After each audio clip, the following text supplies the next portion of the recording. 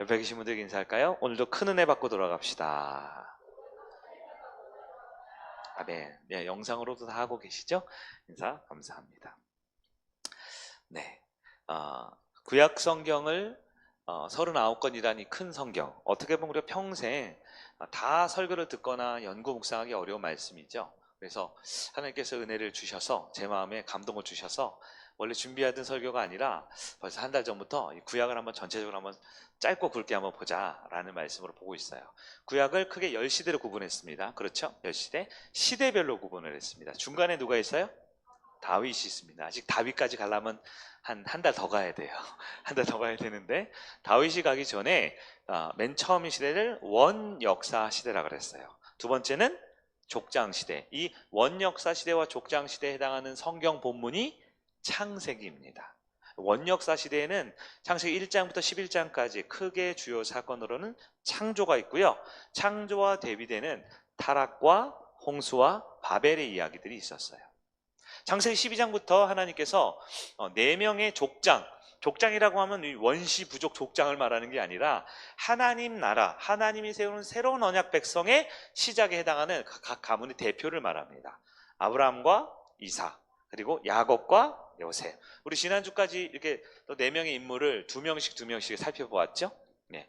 오늘은 세 번째 시대입니다. 무슨 시대요? 광야 시대. 출애굽한 이후의 시대가 광야가 펼쳐집니다. 광야 시대도 오늘하고 다음 주 2번 정도 살펴보려고 해요. 이 많은 걸 어떻게 다 봅니까? 출애굽기, 레위기, 민수기, 신명기 다 볼 수는 없죠. 그렇기 때문에 큰 흐름의 주제에 맞게 어떤 분들은 지금 성경을 또 읽고 계시고 통독도 하시는 분들도 있다 하는데요. 여러분 성경을 큰 흐름을 통해 또 우리가 오늘 저녁에 꼭 붙잡아야 될 기도 제목을 붙드신 여러분 되기를 바랍니다. 오늘은 세 번째 광야 시대인데요. 크게 세 가지 사안을 먼저 점검해 보려고 해요. 여러분 나눠드린 유인물에 제목으로 되어 있을 거예요. 첫 번째가 뭐죠? 구약의 핵심이 뭐예요? 모세오경인데요. 그 중에 출애굽이 왜 중요한지 그걸 한번 살펴보려고 합니다. 두 번째는요. 여기 오늘 1장 8절에 있었어요. 요셉을 알지 못하는 새 왕이 일어나. 이게 무슨 뜻인가? 여러분 성경과 우리 출애굽을 이해하려면 아주 중요한 역사적인 흐름에 대해 잠깐 살펴보려고 합니다. 마지막 세 번째는 뭘까요? 하나님께서 왜 고난, 어려움을 우리에게 주시는가? 그 이유에 대해서 우리가 말씀을 통해 시간이 되는 범위 안에 한번 살펴보려고 합니다. 자, 첫 번째, 여러분 구약의 핵심이 무엇이냐? 모세오경입니다. 모세오경은 5권이에요. 창세기, 출애굽기, 레위기, 민수기, 신명기.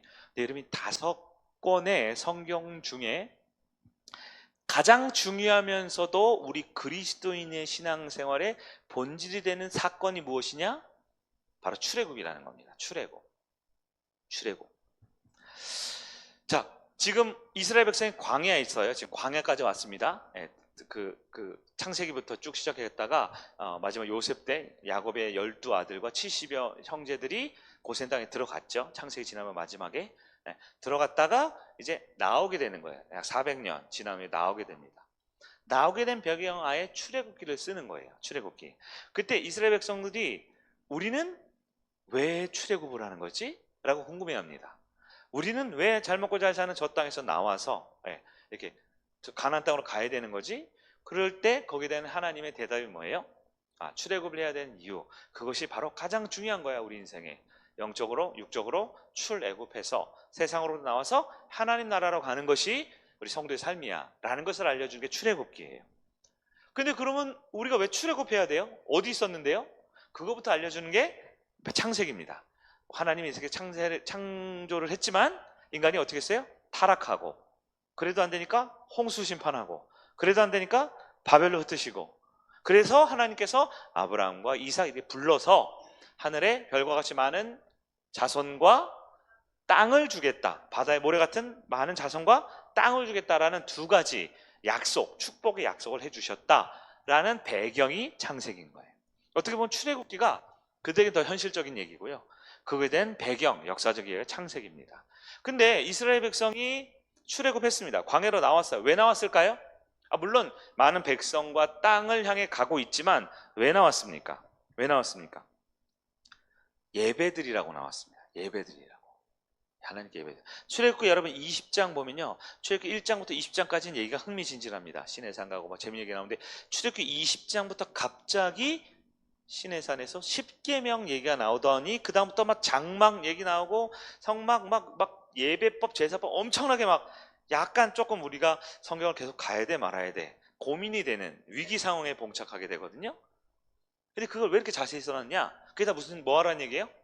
예배의 규례, 예배법입니다. 예배법.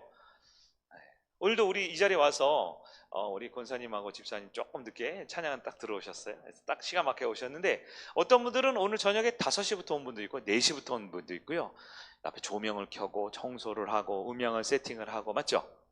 여러 사람들이 예배를 준비하는 사람들이 있어요. 근데 이걸 혼자 다 못하면 다 나눠져서 하는데요. 그걸 다 모아놓은 책이 뭐예요? 레위기예요. 레위기. 예배를 어떻게 드릴 것이냐. 레위기입니다. 그럼 레위기 예배를 드리는데 예배만 들고 살 수 있나요? 광야에서 살아야 되잖아요. 살아가는 삶이 바로 광야 생활법, 즉 민수기입니다. 민수기. 근데 광야에서 여러분 아시다시피 몇 년 동안 지냈죠? 40년 지냈죠. 40년 지내면서 1세대, 출애굽했던 1세대는 광야에 다 쓰러지고 새로운 세대가 나왔어요. 새로운 세대는 출애굽을 눈으로 봤을까요? 못 봤을까요? 직접 못 봤어요. 들었기만 했단 말이에요. 그래서 하나님이 원래 아브라함과 이삭과 야곱과 요셉에게 준 약속 있죠. 하나님 나라의 약속, 하나님 나라의 계획을 다시 설명해 줘야 돼요. 다시 설명해 줘야 돼요. 그게 뭐예요? 그게 신명기라는 거예요. 신명기. 한자를 보니까 신자가 뭐 다른 글자로 쓰여 있지만 원래 신자는 거듭하다 이런 뜻이 있어요. 다시 거듭. 여러분 간절히 부탁할 때 뭐라 그래요? 신신당부한다 그러죠. 거듭 당부한다라는 거죠. 네. 신명기 그거예요. 자, 모세오경 끝났습니다. 모세오경 중에 가장 핵심이 되는 중심이 뭐예요? 출애굽기예요. 이스라엘 백성을 새로운 약속의 땅으로 옮기시고 구원시키시는 하나님의 역사. 그게 출애굽기입니다. 출애굽기라니까 우리가 왜 들어갔고 왜 나와서 알려면 배경을 알아야겠죠. 그 배경이 뭐예요? 창세기였던 거예요. 그 나와가지고 이제 광야에 생활해야 된다 말 생활하는 방법 알려주는 게 민수기고요. 나온 이유는 예배라 그랬어요. 예배 드리는 방법이 레위기에 있어요. 그리고 이제 그 땅에 들어가기 직전에 신명기는 크게 5편의 설교로 이루어졌다 있는데요. 언약 백성들의 삶을 다시 한번 되새기고 어떻게 하나님을 믿고 살아가야 되는지에 대한 중요한 설교문이 바로 신명기라는 것입니다. 여러분 십계명 서두에 뭐라고 되어 있냐면요. 출애굽기 20장 2절이 이렇게 되어 있어요. 나는 너를 애굽 땅 종되었던 집에서 인도하여 낸 하나님 여호와라. 그래 놓고선 이제 나의 다른 신 섬기지 말고 이렇게 계명을 주세요. 가장 중요한 게 뭐예요? 10가지 계명 주기 전에 뭘 말씀하셨어요? 종되었던 애굽에서 너를 인도해낸 출애굽시킨 하나님이야 라는 겁니다. 여러분 출애굽기는요 모든 신앙생활의 전제입니다. 특히 구약 성경을 이해하려면 출애굽기 이해해야 돼요. 여러분 모세오경 끝나고 난 뒤에 선지서들 나오죠. 대선지서, 소선지서 막 나오거든요. 그 선지서가 어려워요, 쉬워요? 왜 어렵냐면요. 이 모세오경에 대한 기본 지식이 먼저 있어야 돼요. 네, 모세오경. 하나님께서 인도해낸 출애굽의 핵심이 뭐냐면 출애굽 당시 어느 나라의 이스라엘 백성들이 종으로 살았다고 그랬죠? 이집트죠. 이집트. 최강대국이에요, 당시에. 그 나라에서 200만 명에 가까운 사람들이 하루아침에 도망을 나왔어요. 자유면 도망 나왔어요. 이게 가능해요, 불가능해요? 불가능하죠. 가장 강한 나라에서. 우리나라도 저 일제에 36년간 35년 넘게 이렇게 강제적으로 이렇게 병합되어 가지고 이렇게 통치를 받았던 적이 있었죠. 한국 사람들이 조선 사람들이 독립하고 싶어 했을까 안 하고 싶어 했을까요? 하고 싶어 했죠. 근데 돼요, 안 돼요? 쉽지 않죠. 힘과 권세와 능력과 인원도 많은 그 많은 사람들 우리를 억압할 때 출애굽하는 거 어렵잖아요. 출애굽의 핵심이 뭐냐면 은혜라는 겁니다. 은혜. 우리는 못합니다. 우리는 우리 힘으로 못해요. 불가능해요. 그래서 하나님 은혜가 필요한 거예요. 전에 말씀 자주 드렸던 겁니다. 어떤 사람이 일을 하는데 어려운 일이 있어요. 그럼 어떻게 해요? 열심히 해야 됩니다. 하기 힘든 일이 있어요. 어떻게 해야 돼요? 노력을 많이 해야 됩니다. 그렇죠? 여러분 많은 성도들이 갖고 있는 딜레마가 뭐냐면 자기가 해야 될 걸 안 하는 겁니다. 지금도 예배 드리는 게 어려워요. 힘들어요. 더 열심히 예배 드리고 더 일찍 준비하세요. 네? 5분 10분 일찍 오고 찬양할 때 크게 부르고 몸이 피곤합니까? 예배 전에 활동을 자제해야죠. 집중이 안 되고 핸드폰 자꾸 봐줘요? 좀 꺼놓고 가방에 넣어두세요. 자꾸 하품을 하는 분들이 있어요. 기지개를 펴는 분들이 있어요. 다리를 꼬고 팔짱을 끼는 분들이 있어요. 그리고 예배가 어렵대요. 그걸 푸세요. 일찍 와서 바카스도 한 잔 드시고 예배 준비를 해야죠. 여러분, 어렵고 힘든 일이 어떻게 됩니까? 미리 하면 되고 열심히 하면 되고 준비하면 됩니다. 맞죠? 근데 불가능한 일은 어떻게 해요? 불가능한 일을 노력하면 더 마음이 낙심이 돼요. 안 되는 걸 자꾸 하면 실망하게 되고 마음이 흐트러지죠. 네. 그래서 우리가 불가능할 때 무엇이 필요해요? 믿음이 필요하죠. 기도가 필요하죠. 출애굽기가 그거라는 거예요. 구약의 핵심이 모세오경이고 모세오경의 가장 중요한 사건이 출애굽인데 출애굽의 핵심이 뭐냐? 한마디로 하나님의 은혜라는 것입니다. 하나님이 해줘야지만 가능한 게 출애굽이고 이스라엘 백성의 모든 중요한 순간에 가장 결정적인 순간에 누가 개입하셔요? 하나님이 개입하셔서 출애굽시킨다라는 거예요. 여러분이 출애굽할 때 마지막 10번째 사건이 있죠. 10가지 재앙. 마지막에 장자가 죽었을 때 맞죠? 이스라엘 백성이 그 장자의 죽음을 피하게 하시는 방법을 하나 알려주시죠. 뭐예요? 양의 피를 문설주에 바르는 거죠. 그래서 하나님의 사자가 어떻게 해요? 양의 피를 바르는 이스라엘 백성은 어떻게 해요?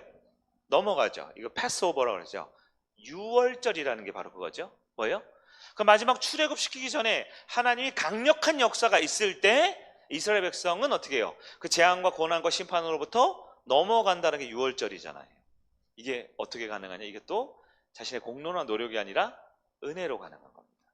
이 유월절이 뭐냐? 바로 십자가 사건이라는 겁니다. 출애굽이 뭐예요? 영적으로 죽어갔던 이스라엘 백성들을 예수의 십자가 부활로 인해 어떻게 해요? 불가능한 일을 통과해내는 거예요. 불가능한 죽음에서 생명으로 옮겨지는 겁니다. 우리는 그대로 가면 함께 영원의 형벌받을 수 없는 우리가 어떻게 해요? 패스오버를 해서 유월절 넘어가는 은혜가 있는 거죠. 여러분, 구약과 신약의 핵심은 똑같습니다. 구약이 뭐예요? 구약의 핵심은 출애굽이고요. 신약의 핵심은 십자가 사건이거든요. 둘 다 같은 의미예요. 하나님의 은혜라는 것입니다.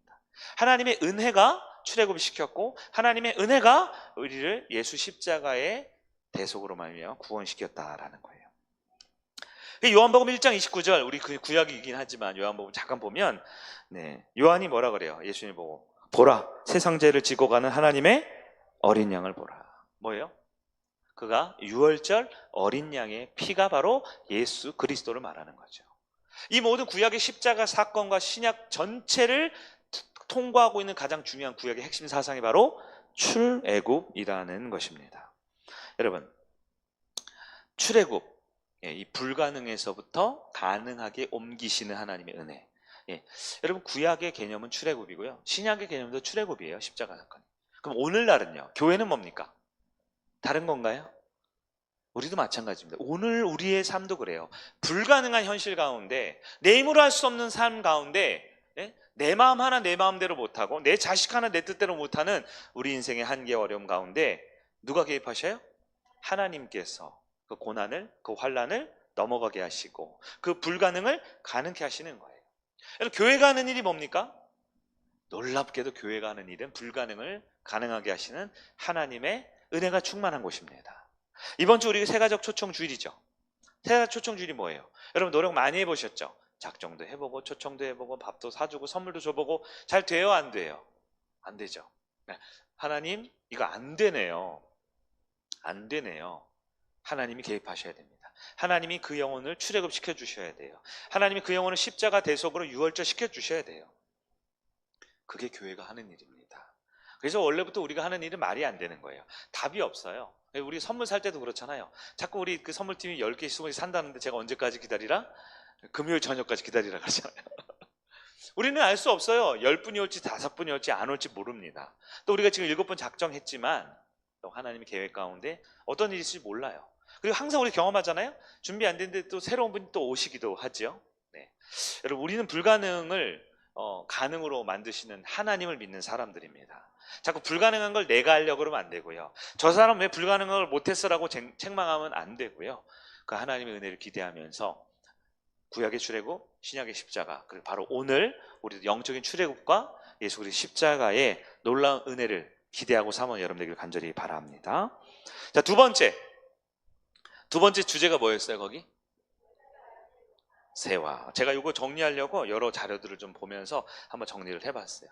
어떻게 보면 좀 역사적인 얘기인데요. 여러분 역사 좋아하세요?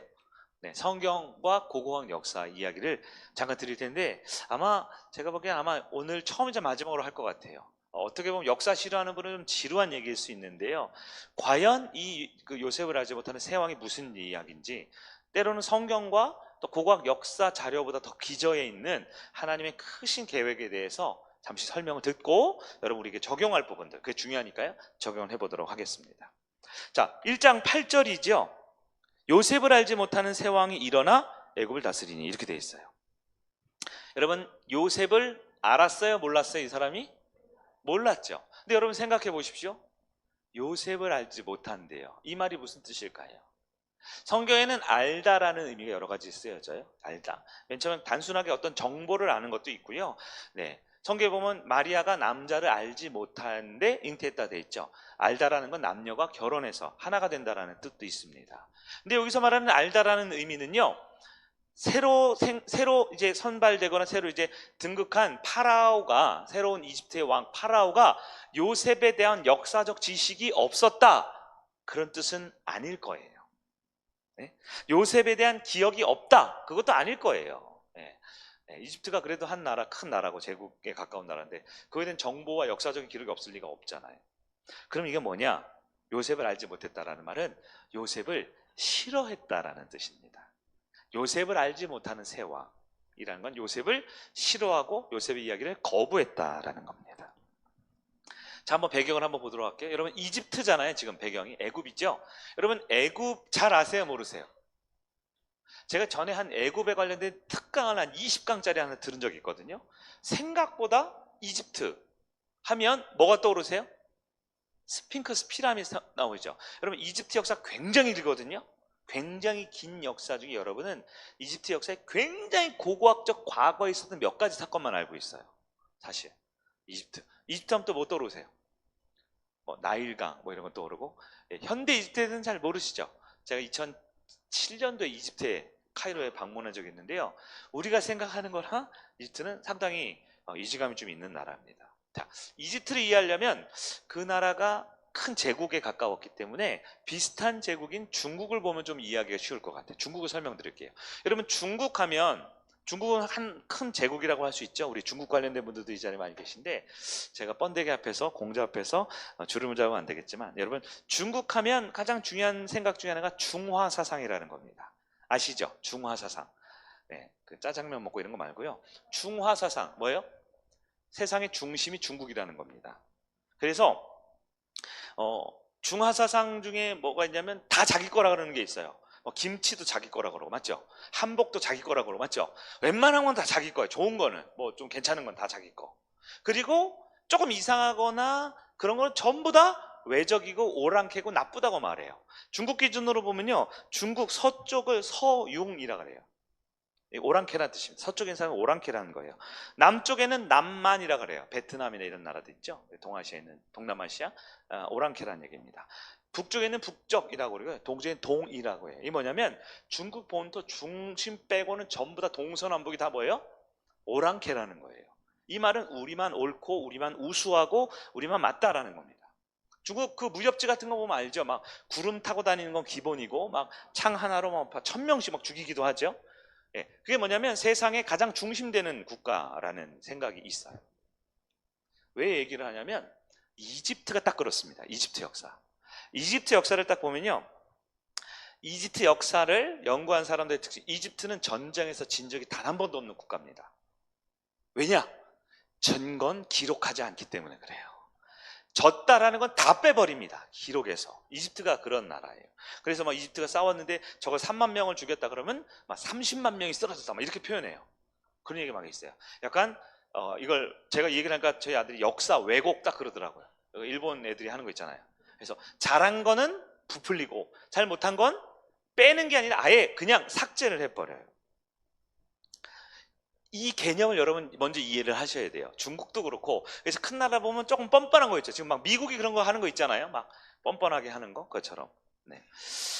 이 이집트 사람이 가장 혐오하고 싫어하는 게 뭐냐? 가장 싫어하고 혐오하는 게 뭐냐? 여러분 우리의 생각으로 이해하면 안 돼요. 이집트 사람들, 그 우월주의에 빠져 있는, 그래서 이집트를 통과하는 게 뭐예요? 나일강이죠. 1년에 4모작을 해요. 4모작. 홍수가 나면 반경 좌우로 2km, 많게는 4km까지 물이 범람합니다. 홍수가 났다가 줄어들었다. 홍수가 줄어들었다. 이게 뭐예요? 엄청나게 많은 미네랄과 엄청나게 많은 양분이 1년에 수시로 공급이 되기 때문에 이집트는 항상 여름이니까요. 1년에 3번 혹은 4번 정도 농사를 지을 수 있는 아주 비옥한 땅이에요. 하늘의 축복을 받은 땅이라고 할 수 있겠죠. 그 이집트 사람들이 가장 혐오하고 싫어하는 게 뭐냐면 목축업입니다. 목축업. 목축업이 뭐냐면 양이나 소나 이런 거 데리고 다니면서 자유로운 그 유목민 있죠. 풀 뜯어 먹이고 없으면 절로 옮기고 이걸 야만인이라고 생각했어요. 우리는 신의 축복받은 나일강 중심으로 모여서 한 제국을 이루고 한 나라를 이루고 하늘을 바라보면서 은혜를 받는 사람이다. 은혜가 아니겠죠. 그보다 하여튼 그게 이집트 백성인데 목축하는 사람은 어때요? 돌아다니잖아요. 그래서 집도 절도 없는 야만인이라는 걸 굉장히 싫어했어요. 이 얘기는 성경에도 있는 얘기입니다.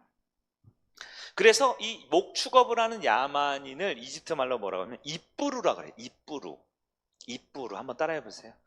아마 평생 오늘 처음 한번 할 겁니다. 입부루. 이게 나중에 히브리로 바뀌는 거예요. 히브리라는 음원으로 바뀌는 겁니다. 이집트 사람들은 유목민, 목축업하는 사람들은 천한 사람들, 땅도 집도 없는 가난한 떠돌이들이라고 말을 합니다. 여러분 창세기 46장 34절 보면요, 요셉이 그 땅에 국무총리로 있을 때 누가 와요? 야곱과 형제들이 오죠. 아예 이주에 오죠. 이주에 올 때 야곱이 뭐라 그러냐면 우리는 목축하는 사람들입니다. 이렇게 말을 해요. 그 뒤에 보면 뭐라 그래요? 조금 볼까요? 창세기 46장 한 2장만 넘기면 되겠네요. 46장 조금 더우면 바람을 좀 넣으셔도 됩니다. 34절 이렇게 돼 있어요. 당신들은 이르기를, 지금 누가 말하는 거냐면 요셉이 야곱과 형제들한테 말하는 거예요. 뭐라고 말하냐면 주의 종들은 어렸을 때부터 지금까지 목축하는 자들이온데 우리와 우리 선조가 다 그러하나이다 하소서. 애굽 사람은 다 목축을 가증히 여기나니 당신들이 고산 땅에 살게 되리이다. 이게 바로 그 얘기예요. 요셉이 지금 머리를 쓰는 겁니다. 원래 목축도 했지만 보통 이집트 사람들이 싫어하는 걸 할까요, 안 할까요? 안 하면 좋을 것 같은데 하라는 거예요. 왜요? 아예 요셉을 생각해서 야곱과 가족들을 버릴 수는 없고 품어야 되는데, 그러니까 쉽게 말해서 이민 온 사람들을 받아야 되는데 이집트 사람은 뭐를 싫어해요? 목축을 가증히 여기잖아요. 이거 어떻게 해요? 데리고는 살아야 되는데 우리 동네 말고 좀 저쪽 가서 모여 살아 너네들끼리 하라는 얘기를 하는 겁니다. 지금 그 땅이 비옥한 고센 땅이라는 곳이에요. 고센 땅에 이스라엘 사람들, 히브리 사람들이 이제 모여 삽니다. 이집트 안에 함께 살지만 자기들끼리는 또 따로 모여 살게 되는 거예요. 이게 성경에 나와 있는 배경 중에 하나입니다. 그럼 이제 오늘 질문이 그거잖아요. 오늘 질문이 뭐였죠? 왜 요셉을 알지 못하는 새 왕이 나타나서 이스라엘 괴롭혔냐? 이 말은 뭐냐면 요셉이 무엇이 되었어요? 국무총리가 되었죠. 요셉이 어떻게 국무총리가 되었을까요? 우리가 알고 있는 성경 배경으로는 요셉이 국무총리가 된 게 하나죠. 뭐예요? 꿈을 해석해서 하루아침에, 이건 로또도 아니죠. 뭐예요? 인생 역전도 아니죠. 갑자기 외국인에, 맞죠? 노예로 팔려왔다가 나쁜 일을 해서 지하 감옥에 갇혔는데 하루 만에 꿈 해석해줘서 그 나라의 몇 번째? 넘버 2가 됐죠. 물론 이게 하나님의 은혜이긴 하지만 이게 어떻게 가능하냐 이거예요. 하나님은 굉장히 상식적이고 합리적으로 일하시는 분입니다. 그걸 봐야 되는 거예요. 자, 이집트 문서를 보면요, 아까 말했잖아요. 이집트 문서에 요셉이라는 말이 나올까요, 안 나올까요? 안 나옵니다. 쟤네는 마음에 안 드는 거 다 빼버려요. 이상한 거 다 빼버립니다. 왜 빼냐? 그 이유를 잠깐 보도록 할게요. 이집트 역사를 보면 람세스라는 책 보셨나요?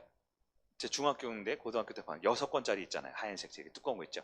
거기를 보면 이집트 역사가 나오는데요. 막 이집트 역사는 막 고왕조, 중왕조, 신왕조, 신왕조 중에 1왕조부터 15왕조까지 쭉 되게 복잡해요. 별로 중요한 건 아닙니다. 근데 이집트 역사 가운데 요셉이라는 말은 한 번도 안 나와요. 왜 안 나오냐? 걔네가 다 빼버린 거죠. 근데 실제로 여러분 구약 성경을 신약 성경으로 번역한 게 있어요. 기원 2세기 때 나오는데 70인경이라는 성경이 있는데요. 그 성경을 연구하는 메네토라는 신학자가 어떤 단어를 발견했냐면 힉소스라는 단어를 발견했어요. 힉소스. 여러분 힉소스 들어보셨어요? 들어보면 있을 수 있어요. 역사 좋아하는 힉소스. 여기서 힉소스의 힉은 뭐냐면 왕이란 뜻입니다. 왕. 소스는 뭐냐? 요게 두 가지 해석이 나오는데 하나는 말 타는 사람이란 뜻이고요. 하나는 이방 사람이란 뜻이에요. 근데 이게 사실 같은 뜻이에요. 왜? 이집트는 말을 안 타니까요. 그 사람들은 목축업을 안 한다니까요. 기마 민족이 아니었어요. 근데 말을 타거나 이방인이나 같은 사람이 뭐가 됐어요? 왕이 됐다. 힉소스 왕조라고 있습니다. 들어보셨어요? 힉소스 왕조. 실제로 이집트 역사, 고고학 역사에는 힉소스 왕조라는 게 없어요. 아까도 말했죠? 걔네는 진 게임은 쓰지도 않고 마음에 안 들고 다 빼버리니까요. 다시 말해 외국인의 통치자 혹은 말 타는 통치자가 이집트에 있었다라는 거예요. 여러분 이집트 역사를 쭉 보면요, 12왕조하고 13왕조 사이, 보통 한 왕조가 끝나고 다음이 왕이 되잖아요. 12왕조 그 파라오랑 13왕조 파라오 사이에 약 140에서 150년간의 기록이 통째로 삭제돼 있어요. 그래서 이집트 역사를 이걸 중간기라 그럽니다. 우리도 성경 구약과 신약 사이에 중간기 있죠. 나중에 암흑기라는 그것처럼 이집트 역사에도 중간기가 두 번 있어요. 두 번. 몇백 년 단위로 통째로 빠져 있는 게 있는데 이게 이해가 잘 안 되죠. 그 역사와 전통이 한 이집트에 왜 그게 없을까요? 그게 바로 아까 말한 중화사상 개념이에요. 자기들이 지거나 자신에게 수치스러운 역사는 통째로 그 다음 파라오가 없애버려! 역사를 통째로 편집해 버리는 거죠. 그 12왕조와 13왕조 사이가 기원전 1650년부터 1500년까지입니다. 그 몇 세기예요? BC 15세기죠. 바로 그 모세 오경이 쓰여지는 그 시대입니다. 자, 요셉이 총리가 되는 사건을 지금 얘기하고 있는 거예요. 이게 지금 성경의 그 배경이 이렇게 자세히 안 나와 있어요. 이집트 고고학에도 안 나와 있어요. 현대 고고학으로 발견해본 여러 가지 조합해 보고 있는 겁니다. 힉소스가 뭐냐? 여러분 중국 북부에 흉노족이라고 있었습니다. 아세요? 흉노족? 기마 민족이죠. 이 사람들이 유럽으로 갑니다. 유럽으로 가서 유럽으로 갈 때 흉노족을 뭐라 그러죠? 훈족이라 그래요. 훈족. 그래서 헝가리를 세운 거예요. 유럽을 싹 쓸어버리고. 근데 이 중국에서 온 이 기마 민족의 특징은 짧게 통치하고 또 역사와 전통이 없기 또 금방 사라져 버려요. 역사적으로 기록되어 있지 않지만 이 훈족이 남쪽으로 남진해서 이집트를 정복합니다. 기마, 말 타는 사람들이 양 끌고 다니고 소 끌고 다니고 말 끌고 다니는 사람들이 이집트를 점령을 하는 겁니다. 그게 기원전 15세기에 해당하는 거예요. 근데 이 힉소스족, 즉 말 타는 이방인의 왕족은 피부 색깔이 어떤 사람들이었을까요? 이 사람들은 중국과 어디예요? 이 메소포타미아 지역에 있는 셈족이에요. 셈족. 셈족 피부 색깔이 어떻습니까? 허옇죠. 우리랑 비슷한 하얀 사람들입니다. 여러분 이집트는 전통적으로 함족이에요. 함족. 함족은 색깔이 어때요? 까만 게 아니에요. 시커먼 색입니다. 이래도 되나 싶을 정도로 완전 까만 사람들이 이집트 사람들이에요. 여러분 그때 제가 그 요셉한테 설명드렸죠. 요셉의 피부 색깔이 뭐예요? 아브라함과 이삭과 야곱과 요셉은 셈족이에요. 메소포타미아에서 온 사람들이에요. 피부가 하얗단 말이에요. 근데 피부가 하얀데 외국인인데 노예인데 악질 나쁜 놈으로 잡혀있는데 꿈 한 번 해석해줬다고 갑자기 총리가 된다고요? 네? 그 당시 이집트를 다스리는 파라오가 누구였어요? 힉소스 왕족이었습니다. 이 사람들의 피부색은 하얀 사람들이에요. 하얀 사람들. 제가 이건 추론한 거예요. 이집트의 왕은 파라오라 그러죠. 파라오라는 사람이 있는 게 아니라 왕을 파라오라고 부릅니다. 힉소스 기마 민족이 이집트를 점령할 때 당시 파라오가 뭐 아무도 도와주는 사람은 없겠죠. 꿈을 꾸는데 막 정신이 없어요. 그래서 꿈 해석하라 그래요. 성경에 나와 있죠. 이집트에 있는 술사들이 와서 막 해석해 주는데 안 맞으면 어떻게 해요? 다 막 죽여버리죠. 왜? 여러분 꿈 해석 안 해줬다고 막 죽입니까? 피부 색깔 다른 이 나라의 토착민들을 계속 이렇게 거부하는 거예요. 근데 웬 지하 감옥에 똘똘하게 생겼는데 피부색이 누구랑 비슷해요? 우리랑 비슷한 거예요. 지금 셈족 왕, 힉소스족의 왕족 비슷한 사람이 해석을 해주는데 그게 딱 맞아 떨어집니다. 그래서 어떻게 해요? 차라리 얘를 국무총리로 세워야겠다 했다라는 게 저희 생각이긴 하지만 역사적으로 여러 가지 종합해 배운 결론이 되는 거예요.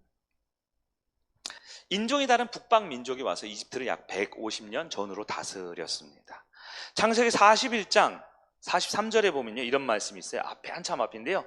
여러분 제가 읽어드릴게요. 41장 43절. 자기에게 있는 버금 수레를 그의 태움에 무리가 그의 앞에서 소리 지르기를 엎드리라 하더라. 바로가 그에게 애굽 전국을 총리로 다스리게 하였느니라. 아멘. 여기서 파라오 왕이 요셉에게 뭘 태웠다고요? 버금 수레를 태웠다고 그랬거든요. 버금 수레가 뭐냐면, 버금은 이제 두 번째란 뜻이에요. 그러니까 2인자로 삼았다는 수레인데, 이걸 보면 이집트 고고학자들이 이거는 가짜라고 말하기 쉬워. 왜냐하면 이집트는 수레가 없습니다. 그 사람들은 뭐를 가장 가증히 여겨요? 목축어. 소와 양과 말과 이런 거 끌고 다니는 민족이 아니라니까요. 하늘의 신으로 1년에 사모작하면서 부유하게 사는 사람들인데, 소나 양은 이건 잡아먹는 음식이지 이런 걸로 뭘 끌고 다니는 민족이 아니었다라는 거예요. 근데 요셉이 꿈을 해석해 주니까 뭘 태웠어요? 버금수레에 태웠다는 거예요. 왜요? 힉소스족이 말 타는 사람들이 다스리는 이집트였기 때문에 가능한 상황이라는 거예요. 총리로 삼았습니다. 다수의 이집트 사람들은 피부가 까만 함족이에요. 근데 이때 보면 요셉이 국무총리가 되잖아요. 그 다음에 7년간 흉년이 있죠. 그리고 7년 후에 뭐가 생겨요? 다시요. 7년간 풍년이 있죠. 복식어는 7년 후에 흉년이 있죠. 흉년이 있죠. 그때 창세기 47장 19절 보니까, 여러분 찾을 필요 없어요. 설명을 드릴게요. 뒤에 보니까 이집트에 있는 많은 사람들이 국무총리에게 와서 뭐라 그래요? 우리에게 양식을 주시고 나와 내 땅을 어떻게 해요? 다스려 주소서, 이렇게 해요. 우리의 나와 내 땅의 주인이 되소서 그러거든요. 이걸 보면 또 이집트 고고학자들 이상하다 그래요. 왜요? 원래 이집트에 있는 모든 땅은 누구 거예요? 파라오 거잖아요. 그 백성들은 누구 백성이에요? 근데 갑자기 배가 고프다고 음식을 달라고 하면서 나와 우리 땅을 가지라고 그러잖아요. 왜 그래요? 이게 바로 그거죠. 북방에 있는 힉소스족이 와서 이집트 전역을 통치한 게 아니죠. 와서 어떻게 수도를 점령하겠죠. 수도를 점령하면 수도 근방에, 우리도 따지면 서울과 경기도를 점령한 거죠. 근데 여러분 옛날에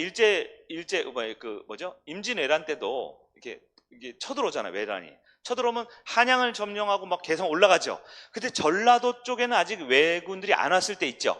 그럴 때 있는 한국 사람들은 누가 우리의 왕이라고 생각하겠어요? 네? 힘세고 칼잡이 저 도요토미 히데요시예요? 아니면 도망갔지만 선조가 우리의 왕이라고 생각하겠어요? 당연하겠죠? 여전히 그 나라에는 힉소스족이, 즉 셈족이 다스리고 있지만 수도를 근방으로 한 주요 지역만 다스리고, 저 지방이나 이런 데 여전히 까만 사람들이 아니야 저 사람들 물러날 거야 버텼다라는 거예요. 버텼는데 7년의 흉년이 오니까 먹을 게 없으니까 어떻게 해요? 제 발로 찾아와요. 그래서 잘못했습니다. 피부색이 다르지만 당신들에게 우리의 생명과 땅을 다 드리겠습니다 하는 게 바로 그 사건이라는 거예요. 뒤에 보면 나중에 창세기 47장 21절에 보면 요셉이 무슨 정책을 하냐면 이주 정책을 펼쳐요. 너 저쪽 가서 살아, 너 이쪽 가서 살아, 그러죠. 이게 여러분 보통 큰 나라들이 하는 것 중에 하나인데요. 여러분 중국도 많이 그러죠. 중국의 이쪽 서쪽 남쪽은 티벳 이런 나라들 굉장히 갈등 많거든요. 지금도 갈등이 많을 때 어떻게 해요? 어떻게 해요? 그래서 한족을 갖다 집어넣어 버려요. 원래 티벳 쪽이 있었는데요. 한족이 지금 티벳 가면요, 중국 한족 사람이 70%가 넘는데요. 무슨 얘기냐? 강제 이주 정책을 하는 거예요. 우리나라도 옛날에 그랬죠. 우리 태조 옛날에 조선 초기에 어떻게 해요? 뭐 이주하고 그 정도전 같은 거 보면 원래 고려 때 그 수도가 어디였어요? 개경이었죠. 개성이었는데 나중에 한양으로 수도를 옮기죠. 왜 옮깁니까? 그대로는 안 되는 거죠. 그대로는 이 신진 세력과 이 결탁하거나 과거에 있는 세력이 너무 힘들게 하니까 어떻게 해요? 수도를 옮기고 사람들을 강제 이주하는 거죠. 이게 다 뭐 하려고 하는 거예요? 궁극적 목적은 중앙 집권화 하는 거잖아요. 중앙집. 자, 역사 사회 시대 얘기는 그만하도록 하고요. 이 정도까지만 얘기해 볼게요. 그렇게 요셉이 국무총리가 되었고, 그 시대에 요셉과 이스라엘 사람들이 그 애굽에 들어가서 번성할 수 있는 백그라운드가 되었다라는 거예요. 근데 우리는 그 사건만 보죠. 요셉이 꿈 한번 해석 딱 해가지고 인생 대박 난 것처럼 보이지만, 이제 우리 하나님의 섭리라는 개념으로 볼까요? 하나님이 언제부터 시작했을까요?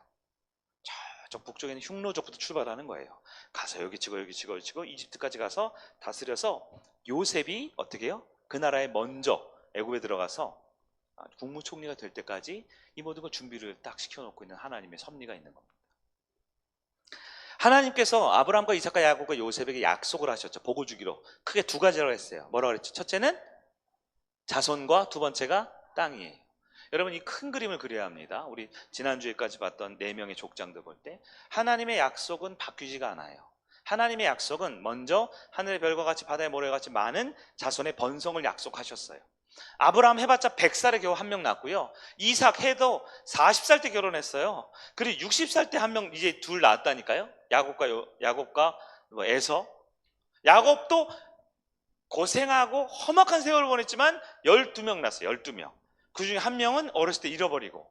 그럼 하나님이 어떻게 합니까? 그 약속을 위해 이 세계사와 이집트 역사까지 주관하신 주님께서 히브리 민족을 그 목축하는, 이집트 사람이 가장 혐오하고 싫어하는 사람들 어떻게 해요?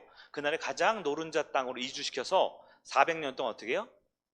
200만 명으로 번성케 하셨다라는 거예요. 하나님의 약속이 첫 번째가 자손이고 두 번째가 뭐라 그랬죠? 땅이죠. 자, 이제 땅에 가야 됩니다. 땅에 가야 돼요. 세 번째 주제가 뭐였죠? 하나님이 왜 고난을 주시는 거죠? 고난 주시는 거죠. 자, 요셉을 알지 못하는 새 왕이 왔다. 이제 13왕조입니다. 이때부터는 이집트 역사에 있는 얘기예요. 13왕조, 다시 피부색이 까만 사람이 왕이 됐어요. 힉소스 민족을 몰아내고 다 쫓아내고 이제 함족이 다시 이집트를 다스리기 시작합니다. 그랬을 때 함족이 보기에 요셉을 비롯한 히브리 민족, 피부 하얀색 왕과 결탁해서 그 나라의 2인자 그룹을 한 거죠. 힉소스족, 셈족이 1인자고 히브리 민족이 2인자고 함족이 3인자로 살았어요. 아주 긴 세월 동안. 그 긴 세월 동안의 역사를 파라오 왕과 이집트 사람들은 알까요, 모를까요? 알까요, 모를까요? 알죠. 그걸 왜 몰라요? 아는데 오늘 성경 출애굽기 1장 8절 뭐라고 했어요? 요셉을 알지 못한다라는 건 기억이 없다라는 뜻이 아니라 미워하고 싫어한다라는 거예요. 하나님께서 새로운 왕을 세웠습니다. 누가요? 하나님이. 왜 세웠을까요? 미워하고 싫어하라고요. 미워하고 싫어하라고. 여러분, 어떤 곳에 이사 가잖아요. 이사 가서 한 5년 10년 살았어요. 근데 갑자기 엄마가 아빠가 누가 야 여기 좀 그런데 우리 딴 동네 이사 가자 그래요. 딴 동네 가자 그래요. 이사 가고 싶어요, 안 가고 싶어요? 보통 이게 이사 가는 게 쉽지가 않아요. 왜냐면 내가 먹고 살고 뭐 이발소도 있고 맞죠? 앞에 있는 떡볶이집도 있고 맞죠? 전철 가는 거리도 있고 한데 살던 동네에서 옮긴다는 게 쉽지 않거든요. 보통 뭐가 드냐면 정이 들잖아요. 히브리 민족이 그날의 국무총리 요셉의 딱 백 아래 400년 동안 잘 먹고 잘 살았어요. 고작 야곱과 70명이 그 땅에 들어왔는데 지금 몇 명이 됐냐? 장정만 60만 명, 아이와 노인과 여자까지 합치면 200만 명이 됐어요. 기득권 세력이 됐죠. 출애굽하고 싶을까요, 안 하고 싶을까요? 하나님이 약속의 백성을 만들어 주셨는데 약속의 땅은 고센이 아니잖아요. 이집트가 아니죠. 어디예요? 가나안 가야 되죠. 가고 싶을까요, 안 가고 싶을까요? 여러분 생각해보세요. 가고 싶어요, 안 가고 싶어요? 안 가고 싶죠. 그래서 하나님이 고난을 주십니다. 하나님 요셉을 싫어하는 새 왕 13왕조가 시작되자마자 급격하게 상황이 바뀌어요. 어떻게 바뀌어요? 히브리 민족을 미워하기 시작합니다. 너네 때문에 우리가 400년 동안 우리가 힘들게 살았잖아. 이제 너네가 당해봐 하고 까만색 사람들이 히브리 민족을 괴롭히기 시작해요. 노예로 삼습니다. 그리고 그들을 굉장히 가혹하게 다뤄요. 히브리 사람 민족 입장에는 어때요? 진절머리가 나야 됩니다. 고통이 심하고 억울함이 심하고 답답함이 심하고 내 뜻대로 안 되는 게 너무 많은 거예요. 그 전까지 다 됐는데 고센 땅에 이제 여기서 천국이다, 여기서 죽을 때까지 살자 하고 싶었는데 어떻게 해요? 지긋지긋하게 만드는 거예요. 진절머리가 나게 만드는 거예요. 왜요? 그래야만 어떻게 해요? 땅으로 떠나니까요. 땅으로 떠나니까요. 하나님께서 우리 인생에 때로 이렇게 하실 때가 있어요. 이렇게 하실 때가 있어요. 목축업을 싫어하는 그 민족을 웰컴 받아들게 만들어서 노른자 땅에 살게 하면서 우리랑 좀 안 맞는 사람인데 다른 사람인데 우리랑 찰떡궁합해서 탁 붙여놓으실 때가 있어요. 그래서 그 가운데 일단 자리 잡으라고요. 그 가운데 안정화되라고요. 그 가운데 좀 해볼만하게 살라고요. 근데 이제 좀 해볼만하니까 어떻게 해요? 갑자기 괴롭게 만들 때가 있어요. 맞지 않는 사람들과 어울리게 하고요. 있지 않아야 될 것 같은 환경을 막 만드실 때가 있는 거예요. 막 내몰아가시는 것 같을 때가 있어요. 아무리 열심히 하고 아무리 성실하게 하고 그거 오해야. 나 그런 사람 아니야. 나 그런 마음 아니야. 내 의도는 그게 아니야. 그래도 미움을 받아요. 공격을 받아요. 어려움을 당해요. 왜 그럴까요? 네, 우리 하나님 그럴 때가 있다라는 거예요. 우리 하나님 더 큰 섭리 가운데 있습니다. 하나님의 약속은 변함이 없어요. 아브라함과 이삭과 야곱 요셉을 통해 큰 땅과 큰 민족을 주겠다 약속해 주신 주님은 그 약속을 이룰 때까지 쉬지 않고 일하게 하시는 거예요. 여러분 사랑하는 사람 옆에 있나요? 같이 있나요? 엄마와 딸도 있고 아들도 있고 부부도 있고. 근데 여러분 사랑하는 사람 좋죠? 행복하고 같이 지내기 좋죠. 근데 조금 불편한 얘기인데 우리 지난주에 날씨 바뀌면서 노회 장례가 5건이나 있어가지고 제가 조금 힘들었던 적이 있는데요. 여러분 사랑하는 사람이 돌아가시잖아요. 죽죠? 그럼 마음이 어때요? 슬프지요. 그러니까 어떻게 우리 가족 슬픔 어떻게 하고 이게 품고 한 달 동안 같이 이렇게 지내는 사람 있어요? 사람이요. 그렇게 사랑하고 그렇게 존경하고 그렇게 애틋한데요. 죽잖아요. 죄송해요. 지금 최근에 있었던 일이라면 여러분 좀 신뢰되는 것 같긴 한데 사람이 죽잖아요. 그럼 그 사람이 어떻게 보이는 줄 아세요? 무서워요. 무서워요. 사람이 죽으면 무서워요. 안 무서워요? 그래서 3일 만에 묻어야 돼요. 길어도 5일 만에 묻어야 돼요. 안 무서우면요. 우리 어머니 아버지 돌아가신 어머니 아버지 너무 사랑하면 어떻게 해요? 한 2달 동안 침대에 같이 모시죠? 예? 우리 집에 나 혼자 이렇게 낮에 그 주일 오후에 이렇게 낮잠 자러 쉴 때 저 방에 시체 두고 딱 있어도 괜찮잖아요. 아니죠. 왜 그래요? 하나님이 그렇게 하는 거예요. 하나님이 떠나야 될 때는 같이 있지 못하게 만들어요. 사랑하는 사람도 떠나야 될 때는 지긋지긋하게 만들고요. 좀 극단적인 예였지만 돌아가시면 어떻게 돼요? 너무 애틋하고 안타깝고 죄송하지만 묻어야 돼요. 묻고 그냥 돌아서서 새로운 삶을 살아야 되는 거예요. 우리에게도 그런 게 있습니다. 이 출애굽이라는 의미가 영적인 의미가 가장 중요하다고 그랬잖아요. 우리가 출애굽이라는 것은 우리의 과거 옛사람의 모습으로부터 완전히 지긋지긋하고 진절머리가 나서 끊어버리고 튀어나와야 되는 거예요. 최근에 제가 가까운 한 분 중에 어떤 분이 이제 담배를 평생 태우시다가 딱 끊었대요. 어떤 분 여러 가지 결단 딱 끊었는데요. 끊자마자 내가 이럴 줄 알았으면 진짜 끊을 걸. 평생 담배를 태우시면 못 끊었는데 일주일 지났는데 전혀 생각도 안 하고 뭐 그랬다 그러더라고요. 제 마음에 그런 마음이 들어요. 하나님이 이제 끊게 하시려는 거구나. 여러분 사람만 그런 게 아니고요. 우리의 삶에도 그래요. 누가 보시면 탕자 있죠. 탕자가 아버지에게 제사해가지고 아버지한테 진짜 막 말도 안 되는 그런 페류나처럼 행동하고 재산 들고 나가잖아요. 그래서 그 외국에서 지내죠. 근데 거기서 어떻게 쫄딱 망하죠. 망하니까 집으로 와요 안 와요? 안 와요. 안 와요. 언제 오는 줄 아세요? 그 쥐염 열매 있죠. 쥐염 열매를 먹었다 그랬거든요. 여러분 우리 인생이 그래요. 쥐염 열매만 있어도 그 소 돼지가 먹다 남은 쥐염 열매만 있어도 거기 남아 있어요. 근데 거기 성경 뭐라고 되는지 아세요? 쥐염 열매 주는 자가 없더이다. 그거 안 주니까 어떻게 해요? 에이 더럽고 치사해. 내가 진짜 그러면서 지긋지긋하다고 이제 아버지한테 오는 거예요. 탕자가 출애굽하는 게 뭔지 아세요? 쥐염 열매마저 주는 사람 없을 때, 즉 인간적인 소망, 내 힘, 내 능력, 내가 할 줄 아는 거 아니고 무슨 상황에 있어요 지금? 불가능의 상황에 있는 거예요. 시간이 많이 가서 이 정도 정리해요. 지금 구약개관을 하다가 제가 지금 역사 얘기하다 막 왔다 갔다 하는데 여러분 우리 신앙이 그렇죠? 우리가 왜 그리스도인이 됐습니까? 태어나니까 우리 부모님이요. 누가 목사님이 전도해서요. 누가 친구가 가자 그랬어요. 어떤 분, 내가 여기 왜 있지? 잘 모르겠는데. 여러 가지 분들이 있겠지만 결국 우리가 영적으로 출애굽하는 것은 과거에 있던 내 삶을 끊어버리고 완전히 이제 다시 과거로 돌아갈 수 없다라는 걸 뜻하는 거예요. 혹시 그럴 일이 없지만 혹시 우리 중에 여전히 과거에 예수 믿기 전에 하나님을 섬기기 전에 있는 모습이 안 끊어진 게 있습니까? 그럼 여전히 지금 솔직히 출애굽은 했지만 광야예요. 약속의 땅에 들어가야죠. 하나님을 예배하고 살아가는 걸 해야죠. 광야에서 레위기 좋아요. 레위기 이렇게 27장이고 막 장막, 청색, 홍색, 자색실 나오고 막 규빗 나오고 좋죠?